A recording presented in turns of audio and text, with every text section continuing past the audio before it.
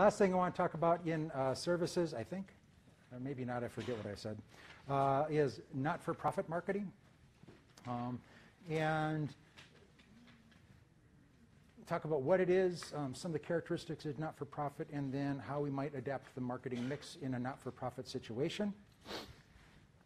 So textbook definition, because I'm pretty sure it's in the textbook, is an organization created to provide a public or mutual benefit other than the pursuit or accumulation of profits for owners or investors. So the primary goal of a not-for-profit organization is something other than making money.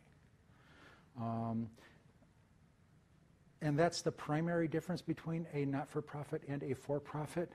However, as I have alluded to many times in this class, even in the not-for-profit sector, if revenue does not exceed expenses, then the not-for-profit is no longer going to be able to do the good work that it does other than making a profit. So even though the primary goal of a not-for-profit is something other than making money, it needs to have enough of a business atmosphere to have a sustainable not-for-profit.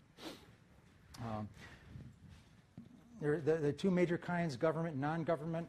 You've heard this sometimes called NGOs. Arts, health and human services, education. No, education is different. Do I have education? Oh yeah, education, private education. Health and human services. And many times these kinds of organizations are given some kind of a tax-advantaged status because they are providing a good that's considered to be in the interest of society as a whole. And many times they are supported by contributions from donors in addition to payments by clients.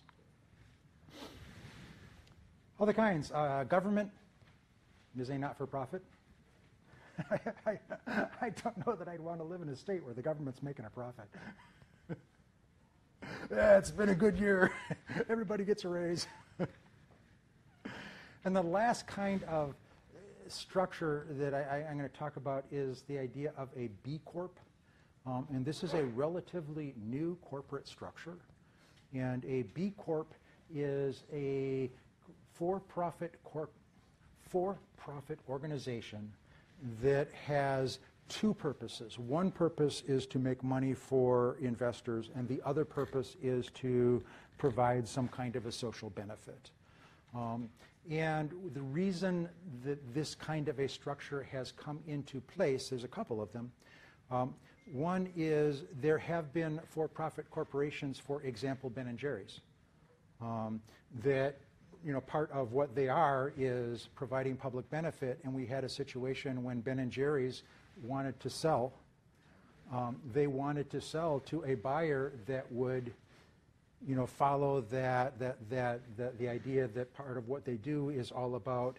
And what happened is the organization that wanted to continue the work wasn't the highest bidder. And so you had a conflict if the charter for the corporation is to make money for the shareholders.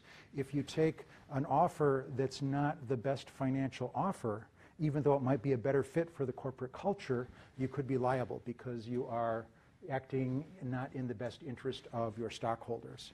So with the B Corporation, we take that issue out of the equation by saying we have both of those purposes, and if it's time to sell the company, I need to look for somebody that's both going to be able to run the business profitably and to continue the social work. That's okay for me to do that.